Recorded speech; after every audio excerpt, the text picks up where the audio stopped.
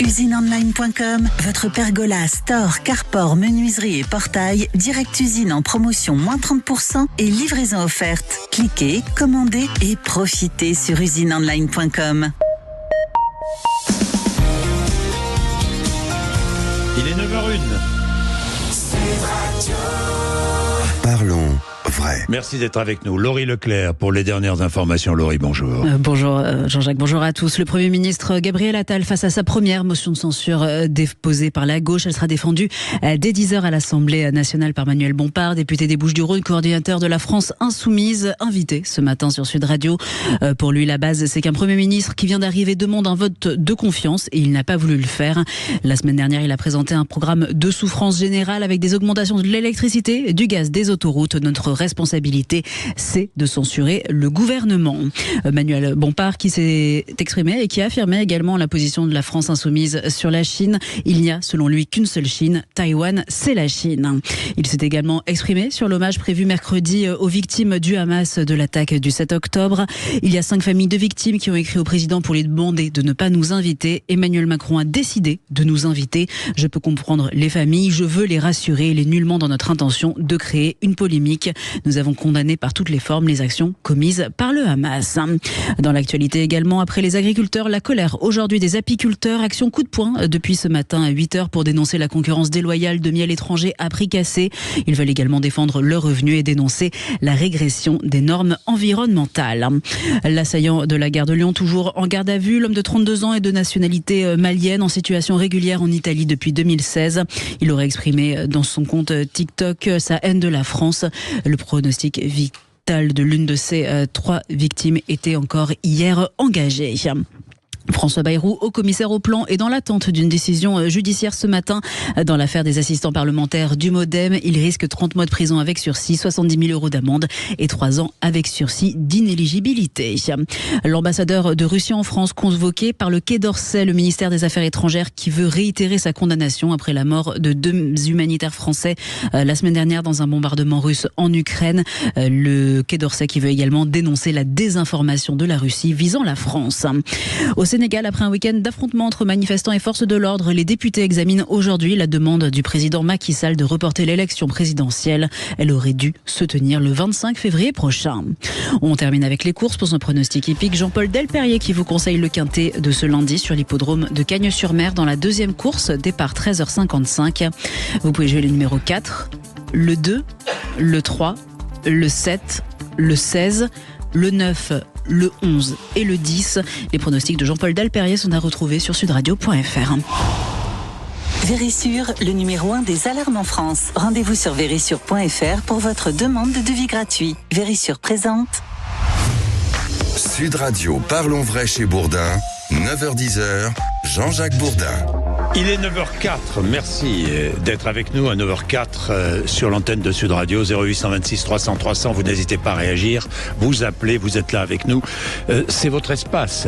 Nous parlerons des pesticides tout à l'heure entre 9h30 et 10h. Peut-on se passer de pesticides aujourd'hui en l'état actuel des alternatives aux produits phytosanitaires? Nous en parlerons tout à l'heure entre 9h30 et 10h, ce sera très intéressant.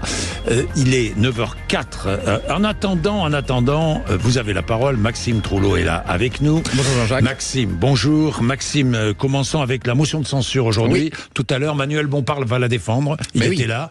C'est l'événement, c'est ici que ça se passe sur Sud Radio. Il était là il y a quelques minutes. Alors, cette motion de censure déposée par la NUPES. Absolument, la gauche qui reproche à Gabriel Attal de ne pas avoir organisé un vote de confiance lors de sa nomination le 11 janvier. La base, c'est qu'un Premier ministre demande la confiance des députés. C'est ce que vient de dire justement à votre micro Jean-Jacques Manuel Bompard. La motion de censure sera donc examinée à 10h. Il faudrait 289 voix, pour rappel, pour faire adopter cette motion de censure.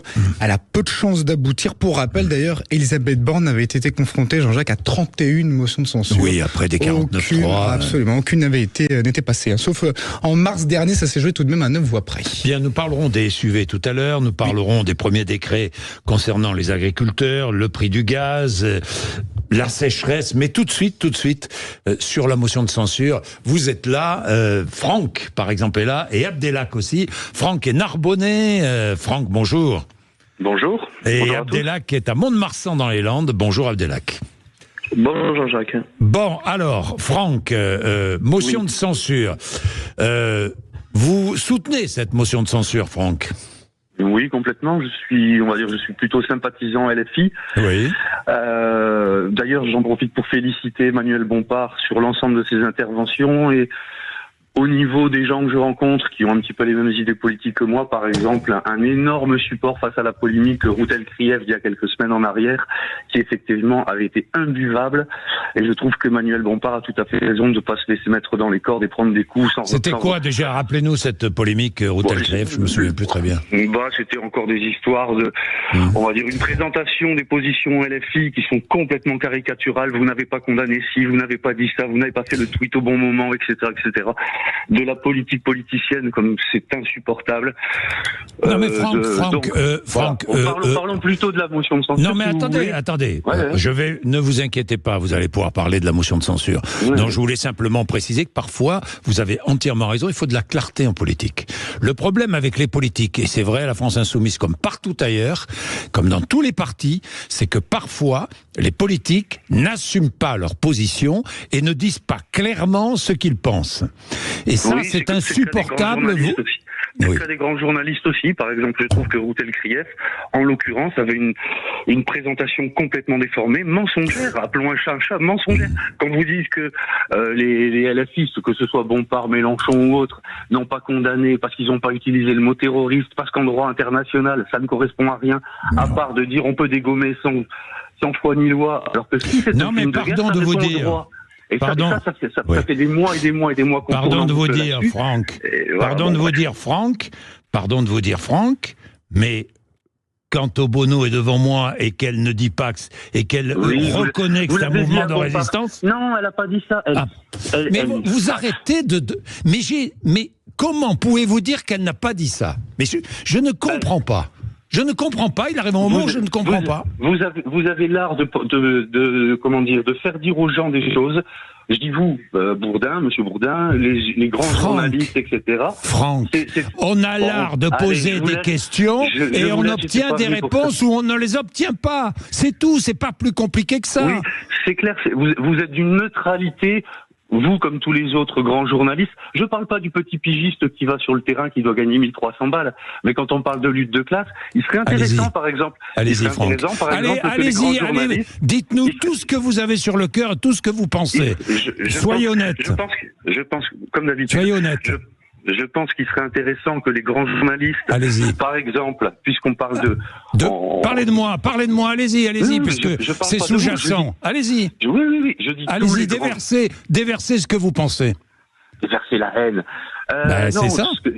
Déversez ce que vous pensez. Allez-y. Puisqu'on est pour la... laissez-moi parler, laissez-moi en placer une, ça vous changera. Vous voyez, ça commence. Il serait intéressant que, par exemple, vous avez des grandes chaînes internet, Interview et autres, où il y a des styles d'interview où le présentateur pose une question et laisse pendant 4-5 minutes, pas pendant 30 secondes, pas pendant 20 secondes, l'interlocuteur répondre et développer une pensée cohérente et intelligente. D'autre part, il serait intéressant que les grands journalistes produisent, par exemple, leur grille de salaire. Les grands, enlevez-moi grand, mettez les journalistes. Oui, les journalistes en général, effectivement, si vous le souhaitez, produisent leur salaire. Parce que moi, je pense qu'il y a beaucoup de choses qui est due à la lutte des classes. Et qu'effectivement, parce que vous pensez qu'un journaliste qui gagne bien sa vie, c'est mon cas, mon cas, Franck, un journaliste qui gagne bien sa vie est manipulé, c'est ce que vous pensez? Non, je ne pense pas qu'il est manipulé. Bon. Permettez-moi de dire ce que je pense et de ne pas penser pour moi, s'il vous plaît. Bon, alors allez-y. Donc j'y vais. Dites ce que vous pensez. Je pense que quand on gagne, mettons, je parle pas pour vous, j'insiste. Non, mais... Quel que soit le métier, quand on gagne, mettons, 1300 balles par mois net, ou quand on gagne 13 000 net, ou 7 000 net, on n'a pas la même vision de la vie, simplement.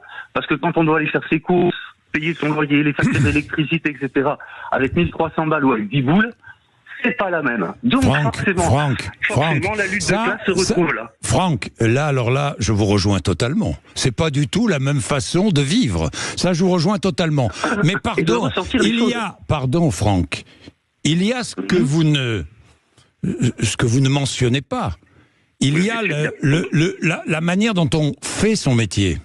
la manière dont on conçoit son métier, la manière dont on reste le plus objectif possible, la manière dont on se bat depuis, comme moi, depuis 40 ans pour être indépendant, je peux vous dire, Franck, que ça existe.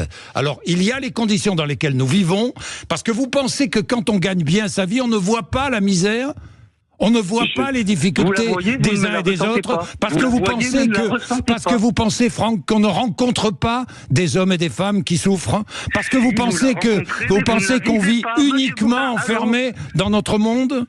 Oui, je pense que vous voyez la misère, mais vous ne la ressentez pas.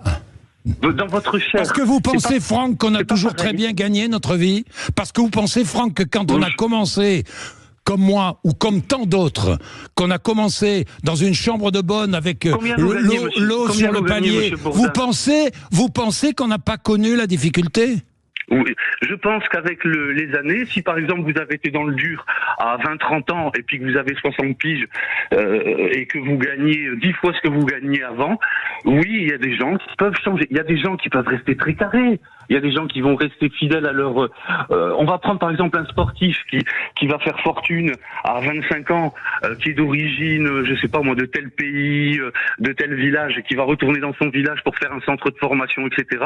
Et puis il y en a d'autres qui vont se contenter d'acheter des Maserati, des montres à 30 boules, et après, voilà. Donc on est il n'y a d'accord. pas une vérité. Il n'y a pas une vérité. Cela dit... On est d'accord, mon cher Franck. Je pense pas. Ce que je constate. Pourquoi vous pensez pas? Vous voyez, moi je vous dis, on est d'accord. Non, vous me dites, je pense pas. L'a priori revient en permanence. C'est en permanence. Monsieur Bourdin. Oui. Allez-y.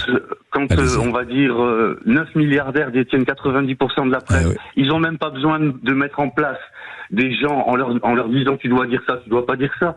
Il suffit de mettre des gens qui ont intérêt à profiter, que ça ne change pas, et voilà. Et les gens vont dire mais je suis pas censuré, je suis libre de ma parole. Encore une fois, c'est sous-jacent.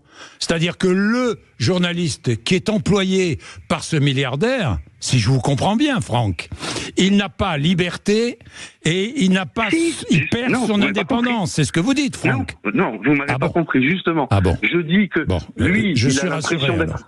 Je dis qu'il a l'impression d'être libre, puisqu'il peut...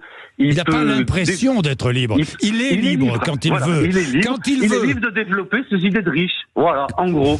Donc si à la place de mettre des journalistes qui gagnent 10 boules, vous mettiez ne serait-ce que 49%, je vous laisse la majorité, 49% de smicards, vous aurez une autre ligne éditoriale à la radio. Et ça se fera tout seul. De même que si, par exemple, le sujet c'était les députés. Si vous mettez, par exemple, comme c'est le cas chez LFI, une vraie parité homme-femme, si vous mettez des gens qui sont éligibles à la députation, si vous mettez des gens qui gagnaient 1000, 1200, 1300, 1400, 1500, 1600 euros, en face des avocats, notaires, etc., qui gagnaient 10, 15, 20 boules par mois, forcément, naturellement, ils n'ont pas besoin de se censurer, mais naturellement, ils vont... Franck, leur quotidien. Franck, vous écoutez Sud Radio? Régulièrement, oui. Régulièrement. Bon, vous écoutez le matin. Vous nous écoutez le matin. Oui, aussi. Bon, régulièrement, Franck. Oui, complètement. Bon, alors dites-moi ce que vous pensez, carrément. Est-ce que nous sommes honnêtes? Est-ce que nous sommes indépendants? Est-ce que nous sommes... Oui, mais j'ai envie de dire, attention, qu'on se comprenne bien. Je pense que vous êtes honnête, vous êtes en accord avec ce que vous pensez, c'est louable, je ne vous critique pas. Et je pense quoi? Parce que je suis pas dans votre tête, mais ce que je veux dire, c'est que ce soit Sud Radio, France Inter, même des trucs genre à la télé que je regarde très peu, genre CNews ou BFM. Voilà, c'est quoi? C'est une des c'est moi, une seconde. C'est une des représentations de l'information. Ce que je reproche un petit peu, c'est que par exemple, vous voulez dire que c'est une information biaisée? Non, c'est une information d'opinion. Voilà, c'est intéressant. Donc, quelle est notre opinion ici et quelle est mon opinion, puisque vous écoutez? il y a des plaisantins qui vont dire Sud Radio, c'est une radio qui est plus à droite qu'au sud. Hein, ça, c'était une vanne d'Haroun. Mais bon, au-delà de ça, je pense que par exemple, quand on voit par exemple que France Inter, je ne peux pas parler de Sud Radio parce que Sud Radio, pour moi, c'est pour ça que je vous écoute. Vous êtes une des radios qui laisse, le plus déjà la parole à ses auditeurs. Donc ça, c'est important. Vous êtes aussi une des radios qui inviter des gens de droite, de l'extrême centre, de gauche, etc. Donc je m'y retrouve à peu près. C'est pas pour rien que je vous écoute. Et c'est pas une critique directe sur vous, Monsieur Bourdin, ou votre radio, Sud Radio. Ce qui m'intéresse, c'est Sud Radio, c'est plus moi là. Voilà. Donc donc Sud Radio, j'ai envie de dire, c'est pas les pires. Je vais pas dire que je suis fan absolu, mais ce que je remarque, c'est que par exemple, quand vous avez que ce soit dans la presse écrite, Le Point, L'Express, que ce soit à la télévision avec des CNews, ou quand vous avez à la radio un courant d'opinion, quand vous voyez par exemple qu'on va dire que France Inter c'est l'extrême gauche, et que l'émission de Charline Van Hoenecker elle est virée parce que Walidia ou Guillaume Meurice ils font 3 vannes sur les fachos, waouh, ça va loin. Alors que de l'autre côté, on a du CNews où ça tourne en boucle. Je comprends, Franck. Alors, Franck, ça fait réagir. Votre intervention a fait réagir. On va prendre Pierre dans un instant, mais je voudrais passer une page de pub parce que nous sommes une radio privée et évidemment, nous vivons grâce à la publicité. À tout de suite. Vérissure, le numéro 1 des alarmes en France. Rendez-vous sur vérissure.fr pour votre demande de devis gratuit. Vérissure présente. Sud Radio, parlons vrai chez Bourdin, 9h-10h, Jean-Jacques Bourdin. Bien, l'intervention de Franck de Narbonne a fait réagir, et notamment a fait réagir Pierre. Bonjour Pierre. Oui, bonjour Jean-Jacques. Bonjour, vous avez eu envie de réagir Pierre? J'ai eu envie de réagir parce que on n'a pas entendu LFI et très peu les écolos pendant 15 jours de révolte paysanne parce qu'ils étaient tout bonnement inaudibles. Et que leur position était intenable. J'ai trouvé que nous avons eu une séquence de 15 jours d'une dignité humaine extraordinaire, d'une dignité des agriculteurs extraordinaire. C'était des gens qui étaient là juste pour dire on veut vivre de notre métier, on veut rien d'autre, et foutez-nous la paix. On veut retourner dans nos exploitations, nous occuper de nos bêtes, de nos champs, et foutez-nous la paix. Ils demandaient pas à gagner 13 000 euros, 20 000 euros, etc. Ils demandaient juste à ne pas gagner 600 euros. Ça, LFI, par rapport à ça, et Franck notamment, ils sont incapables de se positionner, d'apporter une réponse. C'est pour ça qu'on les a pas entendus. Fin de la séquence au bout de 15 jours, hop, on les voit retourner dans les médias pour commencer à raconter toutes leurs âneries, excusez-moi du terme, et d'être aussi brut. Mais c'est pas une lutte des classes. Les agriculteurs n'étaient pas dans une lutte des classes. Les agriculteurs étaient juste pour dire respectez-nous. Mais les agriculteurs, la dignité, ils l'ont acquise. Ils avaient le respect de tout le monde les a applaudis, etc. Et là, qu'est-ce que c'est que ce discours qui dit oui, les journalistes, vous gagnez trop et trucs. Mais qu'est-ce que c'est? Mais on est dans quel monde? Qu'est-ce qu'il veut, ce monsieur? Il veut la révolution, Franck? Qu'est-ce que vous voulez? Vous voulez la révolution française? Couper les têtes? Allez voir les agriculteurs dans les fermes. Prenez exemple sur ces gens-là qui se lèvent tôt, qui travaillent dur, qui demandent rien d'autre que d'être respectés. Vous ne les respectez pas, monsieur. Vous ne les respectez pas, j'ai honte pour vous. Bien. Voilà, c'est une vraie colère. Mais je le sens, Pierre. Merci, Pierre. Abdelak est à Mont-de-Marsan. Bonjour, Abdelak. Rebonjour. Bonjour, Jean-Jacques. Bonjour. Je me suis dit, Franck, il a tellement pris d'espace tout à l'heure en racontant ce qu'il a raconté. Je me suis dit, ils vont jamais me laisser parler. Ben, vous voyez. Ouf, heureusement, on est sur une radio libre. Oui. Moi, Oui. l'enfant de l'assistance. Bon, écoutez, vous savez, c'est très très compliqué pour un être humain, dont vous faites partie, d'entendre comme ça des cochonneries, parce que ce que je déteste chez l'humain, c'est quand ils font des reproches et qu'il n'y a aucune fondation. Il y a aucun fondement, il n'y a rien dessus. C'est du vent. Voilà, c'est. Souvent, vous savez, j'étais plutôt à gauche très jeune. Je suis un centriste plutôt à gauche. Et j'ai toujours eu horreur des extrêmes comme ça parce qu'en fait, c'est des regards butés. Vraiment, il n'y a aucune discussion. Et très, très souvent, ils sont à côté de la plaque parce c'est des extrémistes de toute façon. Donc, c'est forcément, la jauge n'est pas bonne au niveau de la raison. Parce que ils sont dans un excès. Je vais vous dire quelque chose, puisqu'il a pris beaucoup de temps, je me permets d'en prendre un petit peu, au moins un dixième. Je vais vous dire, Jean-Jacques, vous représentez en fait les gens dans le peuple, c'est pour ça que vous fonctionnez, c'est pour ça que Sud Radio a changé aussi de de grandeur. C'était une très bonne radio. Moi, il y a 5, 6, 7 ans que j'interviens dessus quand je peux. Alors, j'ai aucune action chez Sud Radio ou chez quelqu'un d'autre. Voilà, je suis un artisan, peu importe, qui la ramène de temps à autre, et on m'a toujours laissé la parole quand je l'ai souhaité. Voilà, après vous représentez les gens, pourquoi ? Parce que vous êtes le seul journaliste qui arrive en fait à faire ressortir de leur confort les hommes politiques. Et on aime beaucoup ça, et moi j'apprécie les hommes politiques qui viennent chez vous, parce qu'ils savent qu'ils vont être cuisinés pour dire la réalité et pas autre chose, parce que en fait c'est un sport, en fait, la politique, hein. C'est un sport incroyable, et pour faire ressortir le fin fond de ce qu'est vraiment la personne derrière un projet de loi, et vous avez cette force, c'est très rare chez les politiciens, parce que on les trouve plutôt javelisés, aseptisés dans leur discours, un peu comme les footballeurs à la fin d'un match. Vous savez, ils parlent tous de la même manière, le même langage et tout. Vous avez cette différence-là. C'est pas pour vous bichonner que je vous dis ça. Si vous faisiez de la merde, j'appellerai même pas, je vous écouterai même pas.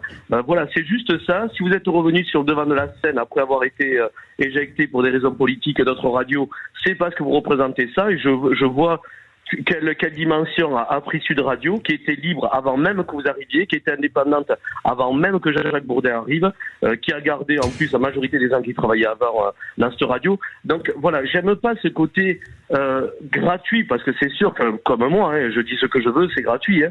Même si je suis dans la mesure, parce que pourquoi ? Parce que je veux défendre la réalité des choses. On est là, la politique, c'est un service que doivent rendre des élus à un peuple. Et quand ils font des calculs politiques, comme le font pour la motion de censure le Front National avec l'extrême droite, moi aujourd'hui avec les LR, aujourd'hui je tremble, j'ai peur pour mon pays. Et j'aime beaucoup que vous fassiez parler les hommes politiques et les gens comme moi, pour ressentir cette température. Moi, aujourd'hui, je vous dis, cette motion de censure, c'est une espèce de mariage qui est en train de se faire entre les LR d'Éric Ciotti et le Front National même si c'est Rassemblement National, de Jordan Bardella. C'est ce putain de mariage qui est en train de se mettre en route par des calculs politiciens, avec en fond de toile évidemment les européennes qui vont arriver. Voilà, et j'aime beaucoup que vous envoyiez les yeux aux gens, parce que en fait ce que vous faites, c'est juste décortiquer les arrière-pensées des hommes politiques et les poser sur une table et dire aux gens, bon en fait tu penses quoi vraiment toi ? Arrête de me raconter tes conneries, t'as dit ça, mais tu penses quoi ? Aujourd'hui, il faut savoir que, et je terminerai dessus, il faut savoir que l'immigration, ça a toujours été une richesse, et quand on est honnête, pour n'importe quel pays européen, ça a toujours été une richesse. Sans eux, il y a à peu près 300 000 postes qui seraient non pourvus en France. Il y aurait plus de poubelles qui seraient ramassées à Paris. Il y aurait beaucoup d'emplois dans tout ce qui est couvreur, plombier, etc., qui ne serait pas couvert. Donc c'est pour ça que j'aime pas cette hypocrisie. Alors les Retailleau et compagnie de droite, s'il vous plaît, vous défendez les mecs de droite et les grands patrons et tout, et tant mieux, mais s'il vous plaît, ne faites pas l'hypocrisie. Les clandestins, vous en avez besoin. L'immigration, waouh, elle est plus à leur avantage à eux qu'autre chose, quoi. Merci Abdelhak, merci dans tous les cas Abdelhak. Il est 9h26, très vite. Maxime Trouleau, oui. 9h26, les SUV à Paris. SUV, oui. Rappelez-nous le résultat du vote. Eh bien, il y a eu 54... Votation. Absolument, participative. 54,5% de votants qui ont voté en faveur du triplement des prix de stationnement pour les SUV à Paris. Les Parisiens votant, en tout cas, une toute petite partie des Parisiens, moins de 6%, 94% d'abstention. Voilà pour l'interdiction. Attention, ça fait même 3% des inscrits, des électeurs inscrits. Oui, quel sens ça ? Franchement, je pose la question. 3% des électeurs inscrits. Bon, Frédéric est à Paris. Bonjour Frédéric. Oui, bonjour Jean-Jacques. Oui, Frédéric, vous n'avez pas voté, vous n'étiez pas sur Paris, c'est ça, Frédéric ? J'étais absent, mais je ne savais pas trop réellement qu'il allait se passer quelque chose. Oui. Je l'ai appris essentiellement samedi soir et dimanche. C'est une bonne blague, mais c'est une blague qui fait pas rire. Bon, j'ai appris qu'il y avait 4 bureaux de vote dans l'arrondissement centre, qui est le moins peuplé, et qu'il y en avait également 4 dans les arrondissements les plus peuplés. Donc, comment faire pour que ceux qui éventuellement auraient pu voter n'y aillent pas ? Le résultat, c'est quoi ? C'est qu'une infime minorité toujours impose sa loi dans Paris. Alors, la maire appelle ça de la démocratie. Oui, je pense que c'est surtout de la démocratie à la soviétique. Ils veulent que tout le monde ait une petite Trabant et tous la même, c'est possible de la même couleur, sauf eux. Parce que cette interdiction des SUV, bon, j'en ai un de SUV. Moi, c'est pas une interdiction, mais cette surtaxe des SUV. Mais vous êtes résident, vous ne paierez pas de surtaxe, vous êtes résident. Voilà, mais ce que je trouve dommage, c'est que... Ce sont ceux qui viennent à Paris. Voilà, c'est ça le message. Paris est notre ville, Paris-Centre. Hein. Paris-Centre est notre ville. On ne veut pas que les banlieusards y viennent avec leurs vieilles voitures qui fument, etc. Je pense que c'est comme ça qu'ils voient les choses. On veut bien que les touristes étrangers viennent dépenser leur argent, mais en fait, on ne veut pas que les banlieusards et les Français viennent avec leurs voitures propres. Pour moi, c'est plutôt un déni de démocratie, mais... Je me dis qu'ils sont en train de saccager Paris. Ces ultra-écolos ont brisé la filière nucléaire, en train de casser l'agriculture, cassent la pêche, cassent l'industrie automobile, ont cassé les cirques, parce que les cirques sont beaucoup moins marrants depuis quelque temps. Les enfants, nos enfants qu'on a amenés au cirque il y a quelques années pour voir des éléphants, pour voir des lions, je me souviens du cirque Pinder au bois de Vincennes avec Edelstein et ses lions, ses tigres, etc. Ils ont cassé tout ça, ils cassent Paris gravement. C'est pas de la démocratie, Pour moi, c'est de la dictature, c'est du fascisme. Pourquoi les banlieusards n'auraient pas le droit de venir dans Paris? Ils ont sauf à avoir une voiture électrique, mais une voiture électrique qui fait 2 tonnes. Elle est plus lourde que mon SUV à moi. Et si je touche un piéton avec mon SUV, bien sûr que s'il est plus lourd, ça peut être plus dangereux, mais avec un véhicule électrique, c'est encore plus dangereux à ce moment-là, si on ne tient compte que du poids. Bien, merci beaucoup Frédéric. Merci d'être intervenu ce matin. Les SUV, évidemment, ça fait réagir. Nous allons parler dans un instant des pesticides. Sortir des pesticides, est-ce possible? Aujourd'hui, on peut répondre non, compte tenu des alternatives qui ne sont pas suffisantes. Mais pourquoi? Nous allons débattre avec 2 invités. Maxime Trouleau. Oui, tout à fait. Eric de la chaîne, journaliste au Figaro, responsable de la rubrique Agriculture. Et puis Morad Haït Abouche, réalisateur de la série Sale temps pour la planète, diffusée sur France Télévisions. Vérissure, le numéro 1 des alarmes en France. Rendez-vous sur vérissure.fr pour votre demande de devis gratuit. Vérissure présente. Sud Radio, parlons vrai chez Bourdin, 9h-10h, Jean-Jacques Bourdin. La suspension du plan de réduction des pesticides annoncé jeudi par le gouvernement dans le cadre des mesures pour répondre à la crise agricole a provoqué l'effroi et la colère des défenseurs de l'environnement. Ecophyto, ce plan doit permettre de diminuer de moitié les produits utilisés dans les champs et les vergers d'ici à 2030 par rapport à la moyenne 2015-2017. Ecophyto, l'utilisation de pesticides, sortir des pesticides, est-ce possible? Nous nous posons la question. Est-ce qu'il y a des alternatives pour tous les produits phytosanitaires? Non. Donc, comment faire? Eh bien, pour en débattre, nous avons Morad Haït Abouche, qui est réalisateur de la série Sale temps pour la planète, France 3, France 5, fondateur de la chaîne 2 degrés de plus. Bonjour. Bonjour Jean-Jacques. Je crois que diffusion ce soir d'un de vos reportages, c'est ça? Exactement, et sur les coulées de boue, donc malheureusement, c'est terrible pour les agriculteurs aussi, puisqu'on oublie aussi qu'ils sont face au changement climatique. Ce sont les conséquences du changement climatique. Exactement. À propos de changement climatique, il a fait 25 ou 26 ou 27 degrés ce week-end dans les Pyrénées-Orientales. Barcelone est en situation de sécheresse. Barcelone en situation de sécheresse au mois de février. Vous imaginez ce que ça peut être et ce que ça peut donner? Ils font venir des citernes d'eau depuis Marseille. Oui. Ils font venir des citernes d'eau depuis Marseille. Donc il est évident que tous les départements du sud de la France vont être très vite concernés, et pas que le sud de la France, par la sécheresse. Si je peux me permettre, Jean-Jacques, ils sont déjà concernés. Je tourne en ce moment dans l'Aude, et je peux vous dire que la viticulture aujourd'hui souffre. Vous vous rendez compte que dans l'Aude, dans certaines parties, vraiment sur le bord Méditerranée, vous avez 150 mm d'eau depuis 18 mois. 150 mm d'eau, il faut pour la vigne 300 mm. bien-être. On est très très loin évidemment de... on va sacrifier probablement la viticulture, les rendements ne sont plus les mêmes, mais ne seront plus les mêmes. Éric de la Chênaie est aussi avec nous, bonjour. Bonjour Jean-Jacques. Journaliste au Figaro, responsable de la rubrique agriculture. Je vais commencer avec vous. Est-ce que la France utilise moins ou plus de pesticides que les autres pays d'Europe? On est dans la moyenne. On est dans la moyenne. On est le premier pays agricole en termes de surface agricole utile, la fameuse SAU. Et sur ces 30 millions d'hectares, il y a 18 millions de terres arables. Et par rapport à nos autres pays concurrents et amis, néanmoins amis, on se classe 9e. 9e en quantité utilisée par hectare. En quantité utilisée par hectare. Voilà. Bon, non, parce que j'entends... En valeur absolue, certes, on est premier parce qu'on a la plus grande surface agricole utile.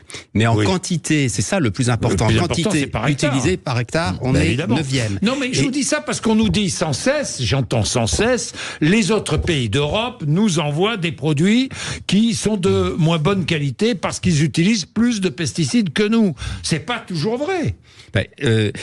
C'est pas vrai pour la France, mais pour les autres pays, c'est vrai. Par exemple, les Pays-Bas, ils utilisent 4 fois plus de... 4 fois plus, ils sont plus petits.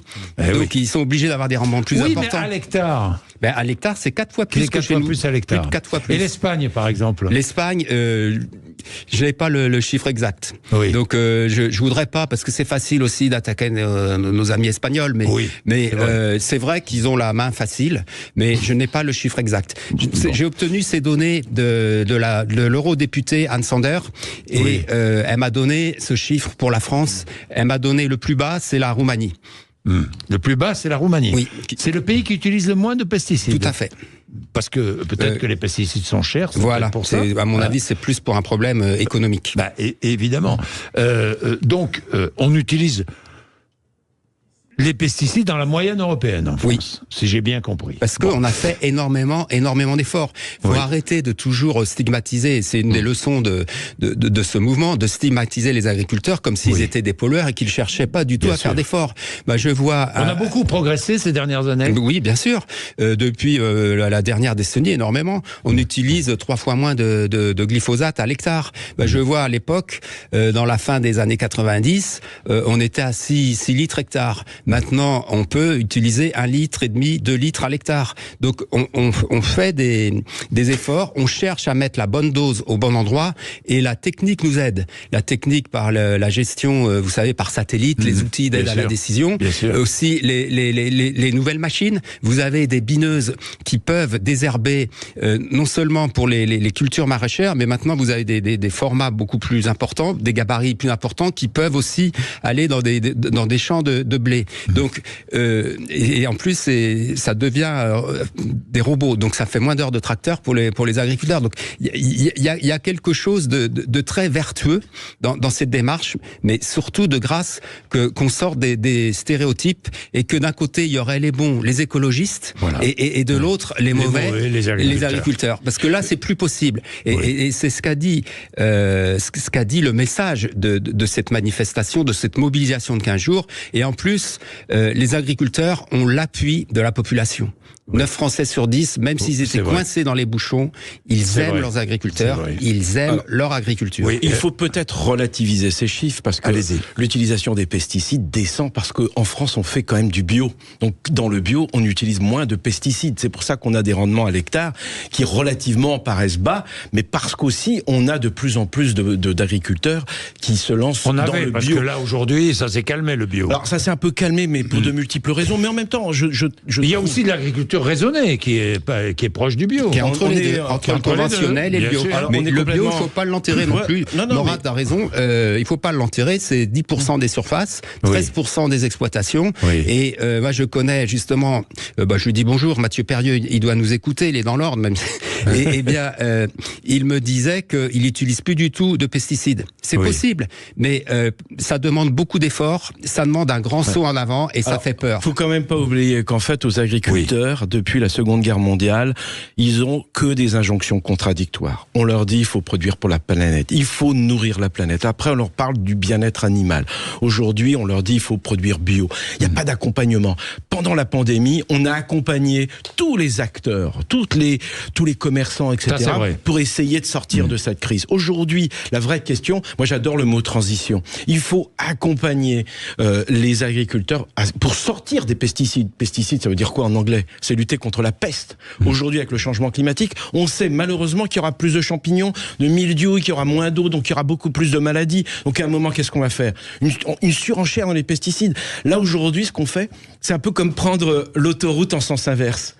Il faut de la pédagogie, expliquer aux Français qu'ils sont les décideurs, le consommateur. C'est à eux d'éviter d'aller dans les endroits où on vend du pesticides, du produit où il y a trop de pesticides. Oui, mais c'est très intéressant ce que vous dites. Vous dites, compte tenu des changements climatiques, notamment de la sécheresse, on va être obligé de trouver des solutions pour éviter d'être envahi par des insectes ravageurs, par des maladies qui vont détruire nos cultures.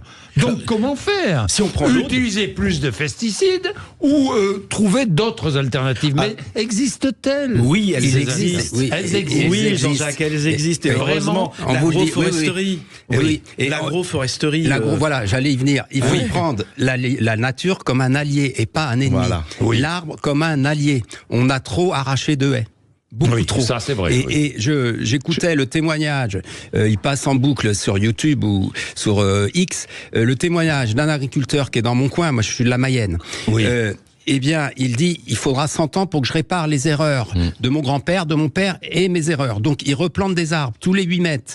Et il dit tous les 8 ans pour planter un arbre, pour qu'il devienne une haie. Oui, parce que juste pour préciser, il n'y a pas que des arbres pour les. Mais il peut y avoir des arbustes. Des arbustes aussi. Oui, mais Jean-Jacques, pourquoi les arbres? Pourquoi on parle des haies? Pourquoi on parle des fossés? Les haies, c'est simple. C'est auparavant un rempart contre le vent. Quand vous avez des coulées de boue, oui, c'est vrai. Ça va encore plus vite et ça détruit encore plus. On parlait tout à l'heure du désert que représente aujourd'hui le Nord, les Hauts-de-France. Il n'y a plus de haies. Il n'y a plus de fossés. Dès qu'il y a une coulée de boue, ça arrache tout. C'est vrai. Et ça arrache quoi? Ça arrache les 25 cm de terre arable. Le limon, tout ce qu'il y a de plus bon. Et donc après, ça vous lessive les sols. Et après, vous n'avez plus que de la poussière. Et donc, je crois que c'est dans ton émission, Morad, j'ai entendu ça. C'est-à-dire qu'on a déstructuré nos sols. Donc il faut remettre de la matière organique organique qui vient des animaux, et faire cette complémentarité entre les cultures et les herbages et les animaux. Même si c'est difficile, même si ça demande de revenir en arrière, mais il faut jouer sur cette complémentarité. Les arbres retiennent aussi par leurs racines l'eau. Exactement. Et donc, j'ai vu dans mon coin, il y a maintenant des parcelles de 50 hectares. Je comprends ceux qui ont fait ça, parce que 50 hectares avec les machines de plus en plus grosses, c'est facile à travailler. Vous perdez moins de temps. Ils n'ont aucune difficulté à tourner. Il n'y a plus d'obstacles. Mais maintenant, il faut reconnaître qu'on a été trop loin et revenir un peu en arrière et prendre les fossés, les haies comme des alliés, et même aussi les insectes. Je connais des maraîchers qui utilisent des auxiliaires de culture. Donc ce sont des insectes. Je vous donnerai pas le nom parce que on peut. Oui, les coccinelles, c'est plus facile à dire, mais sinon il y a d'autres noms qui sont très compliqués, mais qui vont lutter contre les ravageurs sur les pommiers, contre les acariens. Et grâce à ça, ils ne mettent plus de pesticides. Donc c'est possible. Il y a le CIRAD qui travaille là-dessus. Je vais revenir là-dessus. Ça m'intéresse. Quelles sont les solutions? Parce que c'est vrai qu'au-delà du débat pour contre, c'est un peu stupide. Il y a des solutions. Il faut que tout le monde aide tout le monde. En fait, c'est une question de solidarité. Exactement. Me semble-t-il, tout n'est pas noir, tout n'est pas blanc. À tout de suite, 9h45, 10h moins le quart. Vérissure, le numéro 1 des alarmes en France. Rendez-vous sur vérissure.fr pour votre demande de devis gratuit. Vérissure présente. Sud Radio, parlons vrai chez Bourdin, 9h-10h, Jean-Jacques Bourdin. Bien, débat passionnant. Éric Delachesnée, journaliste au Figaro, responsable de la rubrique agriculture et président de l'association des journalistes agricoles. C'est ça, Jean-Jacques, oui. Bon, merci. Et Morad Ali Tabouche, qui est réalisateur de la série Sale temps pour la planète, c'est France 3 et France 5. Surtout France 5. Bien, et surtout France 5, oui. Exactement. Oui. Alors, vous disiez, il y a des alternatives aux pesticides aujourd'hui. Vous parliez des insectes. Bon, il y a, j'imagine, d'autres alternatives. J'imagine que l'ingénierie agricole, il y a des hommes et des femmes qui réfléchissent à toutes ces alternatives. Et on avance, la recherche avance, j'imagine. En France, Jean-Jacques, on a une chance extraordinaire. On a l'INRAE, on a le CIRAD. Ils ont fait aujourd'hui des études, des expertises qui montrent qu'il y a une alternative. Il faut prendre du temps, c'est de la pédagogie, il faut expliquer. On ne peut pas demander à quelqu'un du jour au lendemain de changer de mode de production. Donc il faut du temps. Moi, je peux vous dire que pour travailler beaucoup avec le CIRAD notamment, je peux vous garantir qu'aujourd'hui, ils trouvent des solutions. C'est un peu comme il y a eu lorsqu'on a eu la crise pétrolière. À ce moment-là, sur les énergies renouvelables, les Français, dans les années 30, toutes les crises pétrolières, on était les plus forts. Et à un moment, dès que le baril redescendait, on arrêtait la recherche, on arrêtait d'investir dans la recherche. La solution est dans la recherche. L'agroforesterie, c'est pas sorti du chapeau d'un agriculteur. Vous savez très bien. C'est dans les laboratoires de recherche. Je vais être très terre à terre. Dans nos campagnes, pardon, mais quand il s'agit de désherber un coin de jardin ou de désherber un chemin, Roundup. C'est interdit, mais c'est toujours utilisé. Vous le savez bien, malheureusement. Il faut interdire la vente du Roundup. Non, c'est trop facile. C'est trop facile. Non, il faut du Roundup. Oui, mais vous êtes naïf, c'est pas la molécule la plus. C'est souvent. C'est pas la molécule la plus nocive. Non. Et les premiers, moi, je vais pas donner des noms, mais les premiers qui appellent à laver plus blanc que le blanc, c'est les premiers qui viennent vous demander du Roundup sous le manteau. Donc il faut être logique.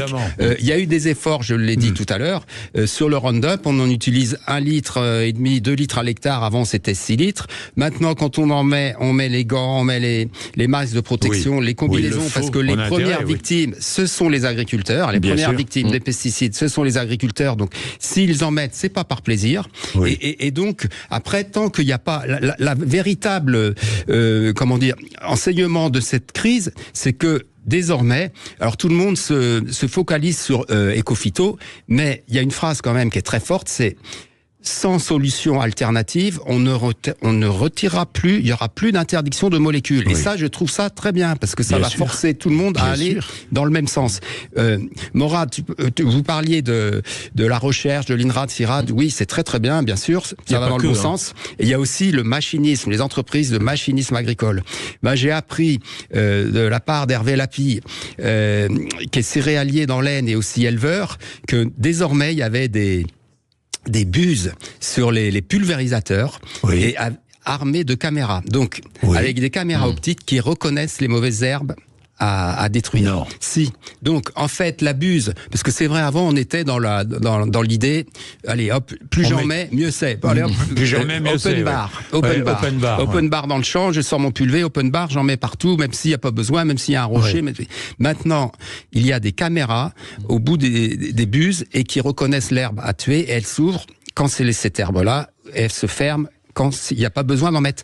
Donc ça entraîne des pratiques vertueuses et grâce à ça, il a réduit depuis qu'il est installé 27% cette quantité de pesticides utilisés. Donc ça va dans le bon sens. Alors la mise en pause du plan Ecophyto fait réagir les associations de riverains aussi, qui dénoncent la mise en pause.